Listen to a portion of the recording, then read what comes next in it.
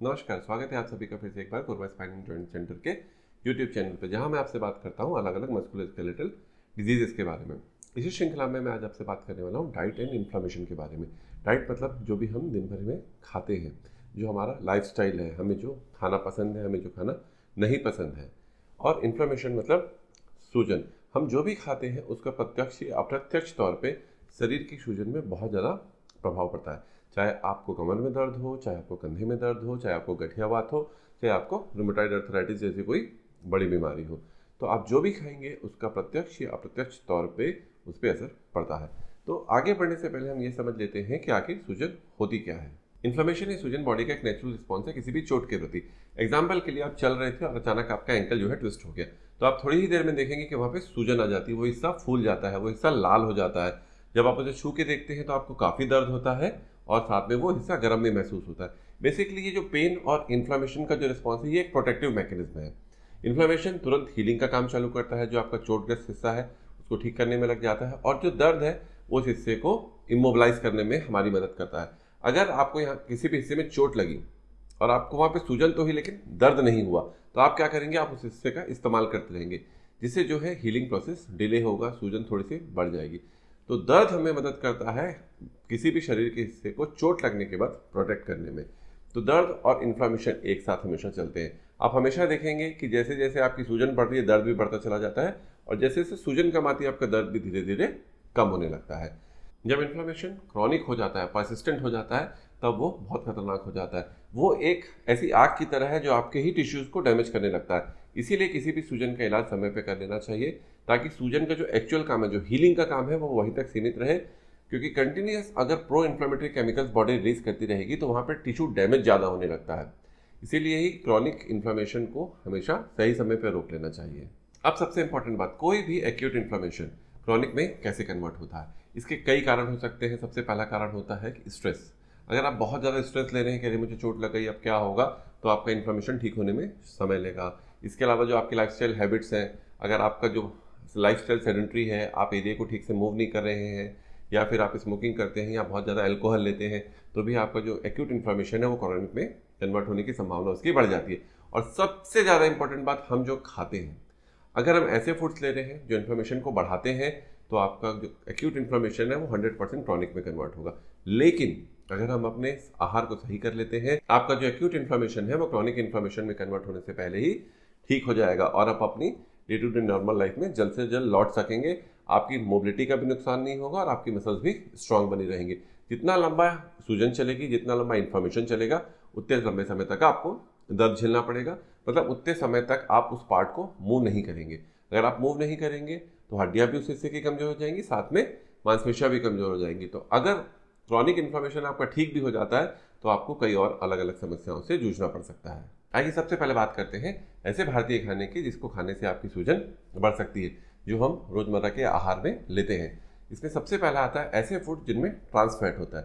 वैसे तो जो फ्राइड फूड्स हैं जैसे समोसा और पकौड़ा खाने में बहुत टेस्टी होते हैं, लेकिन अगर आपके शरीर में कहीं एक्टिव सूजन है तो ये सूजन को बढ़ा सकते हैं, क्योंकि इनमें बहुत ज़्यादा मात्रा में ट्रांस फैट पाया जाता है, जो आपके बैड कोलेस्ट्रॉल के लेवल को भी बढ़ाते हैं, जिससे आपका जो हार्ट डिजीज का रिस्क है वो भी बढ़ता है। ऐसा नहीं है कि आपको इसको एकदम खाना बंद कर देना है। अगर आपको अभी अभी चोट लगी है, अभी अभी आपको कमर में दर्द हुआ है, अभी अभी आपको कंधे में दर्द हुआ है, तो कुछ समय के लिए इसको बंद कर दें, बॉडी का इन्फ्लेमेशन प्रोसेस पूरा हो जाने दें। आप उसके बाद इन्हें ले सकते हैं, लेकिन मॉडरेट क्वांटिटी में। ऐसा नहीं कि आप कहीं गए और सीधा 3-4 समोसे खा लिया। आप खाइए, एक समोसा खाइए, कुछ पकौड़े खाइए, लेकिन अगर बहुत ज़्यादा लेंगे तो इसका शरीर पे बहुत ज़्यादा दुष्प्रभाव पड़ेगा। इसका अगला कारण होता है एक्सेस शुगर। भारतीय मिठाइयों में अधिकतर उनको और टेस्टी बनाने के लिए काफ़ी ज़्यादा मात्रा में शुगर मिलाई जाती है। भारतीय स्वीट्स वैसे तो खाने में बहुत ज़्यादा टेस्टी होते हैं। मैंने फॉरेन की भी कई मिठाइयाँ खाई हैं, साथ में इंडियन भी खाई हैं, लेकिन जो भारतीय मिठाइयों का टेस्ट है वो अनबिटेबल है। फॉरेन की कोई भी मिठाई इसकी टक्कर में नहीं आती है। लेकिन जो इनका एक्सेस शुगर है, ये आपके ब्लड शुगर लेवल को अचानक से बढ़ाता है, इसमें स्पाइक देता है। तो जब भी ऐसा स्पाइक आता है तो आपके अगर बॉडी में एक्टिव सूजन है तो ये प्रो इन्फ्लेमेटरी केमिकल्स को रिलीज कराता है। जब प्रो इन्फ्लेमेटरी केमिकल्स रिलीज होते हैं तो आपके एक्यूट इन्फ्लेमेशन क्रॉनिक में कन्वर्ट होने की संभावना बहुत ज़्यादा बढ़ जाती है। तो इसमें भी सेम रूल आपको अप्लाई करना है। अगर आपको एक्टिव सूजन है, अभी अभी आपको कहीं पर दर्द चालू हुआ है, तो आप एक्सेस शुगर को किसी भी फॉर्म में, अगर आपको बहुत ज़्यादा मीठी चाय पीना पसंद है या मीठी कॉफ़ी पीना पसंद है या आप कोल्ड ड्रिंक्स के शौकीन हैं, या फिर आप बहुत ज़्यादा मिठाई खाते हैं, या फिर सिंपल सी खाने के बाद आपको एक मिठाई खाना ही खाना है, तो इस आदत को अभी कुछ समय के लिए बंद कर दें ताकि बॉडी को अपने आप को हील करने का प्रॉपर समय मिल सके। इसका अगला कारण है unhealthy cooking oil. Unhealthy cooking oils की डेफिनेशन भारत में बहुत अलग अलग है। कुछ लोग बोलते हैं कि घी अनहेल्दी होता है, कुछ लोग बोलते हैं सरसों का तेल अनहेल्दी होता है, कुछ लोग बोलते हैं सनफ्लावर सीड का ऑयल जो तेल है वो अनहेल्दी होता है। विदेशी मीडिया ने अपने पाम ऑयल को बेचने के लिए भारत में बहुत ही अर्ली समय से ही घी को बहुत ज़्यादा बुरा बताया है कि घी खाने से आपको दिल की बीमारियां हो सकती हैं, आपको हार्ट अटैक आ सकता है, या जो हमारा ट्रेडिशनल जो कोकोनट ऑयल है जो साउथ में बहुत यूज़ होता है उससे आपका ट्रांस फैट बढ़ता है। मस्टर्ड ऑयल जो हमारे पूर्वांचल के एरिया में बहुत ज़्यादा यूज़ होता है उससे हमारे शरीर में काफ़ी नुकसान पहुंचता है। आप ऑलिव ऑयल खाइए या आप पाम ऑयल खाइए, ये बहुत हेल्दी होते हैं। इस बात को अच्छे से समझ लीजिए, पाम ऑयल तो आपको छूना भी नहीं है। पाम ऑयल मतलब डालडा वगैरह ये काफ़ी अनहेल्दी होता है। अगर आप बाहर भी कहीं खाने पीने का शौक रखते हैं और आप देखते हैं कि वहाँ पे डालडा में या पाम ऑयल में आपका खाना बन रहा है या मिक्स्ड ऑयल में आपका खाना बन रहा है, तो आप उसे बिल्कुल ही अवॉइड करें। अब बात करते हैं घी या फिर सनफ्लावर सीड ऑयल या कोकोनट ऑयल या फिर मस्टर्ड ऑयल की। इसका बहुत सिंपल सा सॉल्यूशन है कि घी हेल्दी है। बहुत ज़्यादा रिसर्चेज हुई हैं इस बारे में। घी जो है शरीर के लिए सबसे अच्छा ऑयल माना जाता है, लेकिन आजकल बाजार से अगर आप घी खरीदते हैं वो प्योर नहीं मिलेगा आपको, उसमें कुछ ना कुछ मिलावट रहती है और घर में सब कोई घी बना नहीं सकते। तो घी अगर आप उपलब्ध है आपके पास तो आप घी का इस्तेमाल कर सकते हैं मॉडरेट क्वांटिटीज़ में। ऐसा नहीं कि घी हेल्दी है तो आप उसमें बस पकौड़े तल के ही खाए जा रहे हैं, ऐसा आपको कुछ भी नहीं करना है। मॉडरेट क्वांटिटी में लीजिए, आपको घी नुकसान नहीं पहुंचाएगा। अब बात करते हैं मस्टर्ड ऑयल की। मस्टर्ड ऑयल अपने आप में एक बहुत हेल्दी ऑप्शन है, बशर्ते प्रोवाइडेड दैट कि वो आपको प्योर मिलना चाहिए। तो आप अगर आप मस्टर्ड ऑयल खाने के शौकीन हैं तो आप उसे कोशिश करें कि आप उसे प्योरेस्ट फॉर्म में यूज़ करें, लेकिन आजकल के कमर्शियलाइज्ड युग में मिलना बहुत मुश्किल हो गया है। तो पता करें कि आपको कहाँ पे प्योर और मस्टर्ड ऑयल मिल सकता है, वहीं से लें। तीसरा आता है कोकोनट ऑयल। कोकोनट ऑयल में भी सेम मस्टर्ड ऑयल की जैसे अगर आपको वो प्योर मिल रहा है तो आप उसे ले सकते हैं। अब बात करते हैं ऑलिव ऑयल। देखिए, ऑलिव ऑयल में कोई ऐसा विशेष जादू नहीं है जो मस्टर्ड ऑयल या कोकोनट ऑयल या घी में नहीं है। आपको ऑलिव ऑयल के पीछे भागने की जरूरत मेरे हिसाब से नहीं है। आप अपना सिंपल जो खाना खाते हैं उसे किसी भी तेल में बनाइए। इसका सबसे बेस्ट तरीका होता है जो तेल आप बचपन से खाते आ रहे हैं। अगर बचपन से आपके पेरेंट्स ने आपको घी में ही सब कुछ खिलाया है तो आप घी को कंटिन्यू करिए। अगर बचपन से आपके पेरेंट्स ने आपको मस्टर्ड ऑयल में मतलब सरसों के तेल में खिलाया है तो आप सरसों के तेल को कंटिन्यू कीजिए। अगर आप साउथ से हैं, आपको कोकोनट ऑयल खाने की ही आदत है तो आप कोकोनट ऑयल को ही कंटिन्यू कीजिए। बस देखिए कि थोड़ा सा आपको वो प्योरेस्ट फॉर्म में मिल जाए। तेल की कोई डेफिनेशन नहीं है कि वो हेल्दी है कि अनहेल्दी है। बॉडी को एक सर्टेन अमाउंट में फैट की रिक्वायरमेंट होती है फैट सॉल्युबल विटामिन को अब्जॉर्ब करने के लिए।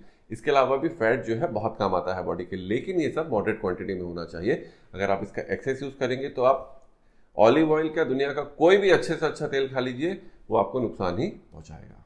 आइए अब बात करते हैं ऐसे भारतीय खाने की जिसे आप अपने डाइट में शामिल करके अपनी सूजन को कम करने में मदद कर सकते हैं। एक्यूट इन्फ्लेमेशन को एक्यूट फेज में ही खत्म किया जा सकता है और इसमें सबसे पहला नाम आता है हल्दी। हल्दी हमारे भारतीय खाने का एक बहुत कॉमन से इंग्रेडिएंट है, लेकिन जब हमें सूजन होती है, जब हमें चोट लगती है, हमें दर्द होता है, हमें सूजन होती है, तो हमें हल्दी की क्वांटिटी को थोड़ा सा बढ़ा देना चाहिए। मैं अपने सामान्य जीवन में हल्दी का बहुत ज़्यादा यूज़ करता हूँ। खाने में तो हल्दी जो है ही तो है, लेकिन अगर मुझे सिंपल सी सर्दी या खांसी भी हो जाती है तो सबसे पहला काम मैं चालू करता हूँ हल्दी और दूध लेना। उसके बाद मैं किसी भी दवाई की तरफ जाता हूँ या फिर मैं भाप लेना चालू करता हूँ। हल्दी दूध का जो विशेषताएं हैं वो बहुत ही वास्ट है और जो भारतीय हैं वो हल्दी दूध बचपन से लेते ही आए हैं। खासतौर पे हमारी जनरेशन, हमारे पहले की जनरेशन तो कभी भी चोट लगने पे सबसे पहला काम हल्दी दूध लेना ही चालू करती थी। आपने ग्रामीण परंपरा में देखा होगा कि किसी बच्चे को अगर चोट लग गई है तो वहाँ पे उनकी जो माएँ हैं हल्दी का लेप बना के लगा देती हैं ताकि उनको दर्द भी कम हो, साथ में सूजन कम होने में भी मदद मिले। हल्दी में कर्क्यूमिन नाम का बहुत पावरफुल एंटीऑक्सीडेंट या कंपाउंड पाया जाता है। ये कंपाउंड हमारे जो बॉडी में जो प्रो इन्फ्लेमेटरी केमिकल्स रिलीज होते हैं उनको कंट्रोल करता है, साथ ही साथ हीलिंग के प्रोसेस को भी बढ़ाने में मदद करता है। तो जब भी आपको चोट लगे अपनी डाइट में हल्दी को शामिल करने के साथ ही साथ आप इसकी क्वांटिटी को थोड़ा सा बढ़ाइए, हल्दी दूध चालू कीजिए। या अगर आपको दूध पसंद नहीं है या फिर आप लैक्टोज इंटॉलरेंट हैं या आपको और कोई समस्या होती है दूध से, तो आप हल्के से गुनगुने पानी में भी हल्दी और शहद मिला के लेना चालू कर सकते हैं। इस श्रृंखला में जो अगला नाम आता है वो है दालें। दालें प्राचीन समय से ही भारतीय खाने का एक महत्वपूर्ण हिस्सा रही है। आप हिंदुस्तान के किसी भी कोने में रहते हो, दालें आपके आहार का एक महत्वपूर्ण हिस्सा होती है। दालों में आता है मसूर की दाल, मूंग की दाल या फिर राजमा या काले चने या सफ़ेद चने। इनके नाम अलग अलग हो सकते हैं जगहों के हिसाब से, लेकिन ये हमारे खाने का एक महत्वपूर्ण हिस्सा हमेशा से रही। दालों में भरपूर मात्रा में फाइबर पाया जाता है। फाइबर हमारे गट हेल्थ मतलब पेट की हेल्थ के लिए तो अच्छा होता ही होता है, साथ में ये हमारे ब्लड शुगर लेवल को भी मेंटेन करने में मदद करता है। तो जब हम दाल लेते हैं, हम दालें खाते हैं, अपने रोजाना की आहार में लेते हैं, तो इसमें पाया जाने वाला फाइबर आपके शुगर स्पाइक्स को कंट्रोल करने में मदद करता है। जैसा कि मैंने आपको थोड़ी देर पहले ही बताया कि एक्सेस शुगर, जब शुगर स्पाइक होता है उससे आपका सूजन बढ़ती है, तो ये दालें उस शुगर लेवल को कम रखती हैं, जिसकी वजह से आपकी सूजन भी कम होती है और एक्यूट इन्फ्लेमेशन क्रॉनिक इन्फ्लेमेशन में कन्वर्ट नहीं हो पाता है। इस श्रृंखला में अगला नाम आता है कलरफुल स्पाइसेस का।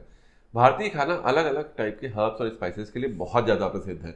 हर्ब्स या स्पाइसेस जैसे अदरक, दालचीनी, लौंग, इलायची, काली मिर्ची हमारे खाने का एक सिंपल सा कॉमन साइज है जिसे हम डेली यूज़ करते हैं। इन सारे मसालों में, इन सारे हर्ब्स में, इन सारे स्पाइसेस में बहुत अलग अलग टाइप के एंटीऑक्सीडेंट्स पाए जाते हैं जो कि सूजन कम करने में मदद करते हैं। अगर आप इन सबको अवॉइड करते हैं, खासतौर पे दालचीनी, अदरक, इन सबको, तो आप इन्हें अपने आहार में शामिल कीजिए जब भी आपको दर्द हो। अगर आप इसके बहुत ज़्यादा शौकीन नहीं, इसका आपको टेस्ट ही पसंद नहीं आता, तो इसे आप दवाई समझ के अपने खाने में शामिल कीजिए। आप गूगल कीजिए, इन मसालों को मिला के कई सारी रेसिपीज़ बनाई जाती हैं, जिन्हें जैसे चाय मसाला बनाया जाता है जिसमें सारे मसाले डाले जाते हैं। अगर आपको ये मसाला खाने में पसंद नहीं आ रहा है तो आप इसे चाय मसाला बना के अपनी चाय के साथ भी ले सकते हैं, ताकि इससे आपकी सूजन कम होने में मदद मिले। इस श्रृंखला में अगला नाम आता है ओमेगा 3 फैटी एसिड्स का। ओमेगा 3 फैटी एसिड्स मेनली मछलियों में पाया जाता है। जो भारतीय कोस्टल एरियाज में मछलियाँ पकड़ी जाती हैं, नदियों में जो मछली पकड़ी आ जाती हैं, उसमें ओमेगा 3 फैटी एसिड भरपूर मात्रा में होता है। अगर आप नॉन वेजिटेरियन हैं, फिश खाने का शौक रखते हैं, तो एक्यूट इन्फ्लेमेशन के फेज में आप इन मछलियों को अपने आहार में शामिल कीजिए, जिससे आपकी सूजन को जल्दी खत्म होने में मदद मिलेगी। अगर आप नॉन वेजिटेरियन नहीं हैं तो भी आपको घबराने की कोई बात नहीं है। आपके पास वेजिटेरियन सोर्सेज बहुत सारे हैं जिससे आपकी सूजन कम होने में मदद मिल सकती है। अब बात करते हैं बैलेंसिंग योर डाइट। डाइट को बैलेंस करके हम सारे खाने पीने की चीज़ों का आनंद भी ले सकते हैं, साथ ही हम अपने इन्फ्लेमेशन को कम करने में भी मदद कर सकते हैं। इसमें सबसे पहला काम आपको जो करना है वो अपने पोर्शन साइज को कंट्रोल करना है।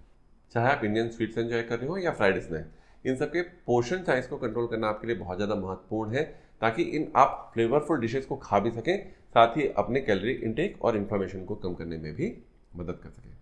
अगला है हेल्थियर कुकिंग मेथड। आप स्टीमिंग, ग्रिलिंग, बेकिंग जैसे मेथड्स को अपने इंडियन खाना बनाने के लिए यूज़ करें। इसमें ट्रांस फैट का या फिर ऑयल का यूज़ थोड़ा सा कम होता है, जिससे आपकी सूजन कम करने में आपको मदद मिलेगी। और जैसा कि मैंने आपको पहले बताया कि जितने भी स्पाइसेस एंड हर्ब्स हैं उनको अपने खाने में ज़रूर शामिल करें। अगर आप पिज़्ज़ा बर्गर के शौकीन हैं तो कुछ टाइम के लिए उसे छोड़ दें और भारतीय खाना खाएं, और भारतीय खाने में इन स्पाइसेस को जरूर डालें। इंडियन कुजीन एक रंगीन स्वाद से भरपूर कुजीन है जो आपके क्रॉनिक इन्फ्लेमेशन पे बहुत ज़्यादा असर डाल सकती है। सोच समझ के एंटी इन्फ्लेमेटरी फूड्स को अपने रोजमर्रा के आहार में शामिल करते हुए आप इंडियन फूड की डाइवर्सिटी को पूरी तरह से एंजॉय कर सकते हैं, जिससे आपको स्वाद भी मिलेगा, साथ में आपका इन्फ्लेमेशन भी कम रहेगा। होप ये वीडियो आपको पसंद आया होगा। इन सब खान पान की चीज़ों को आप थोड़ा सा अपने डाइट में शामिल कीजिए। अगर आपको इससे फ़ायदा हो तो वीडियो को लाइक करें और चैनल को सब्सक्राइब करें, ताकि आगे आने वाले ऐसे वीडियोज़ आप मिस ना कर दें। हैप्पी रहिए, हेल्दी रहिए।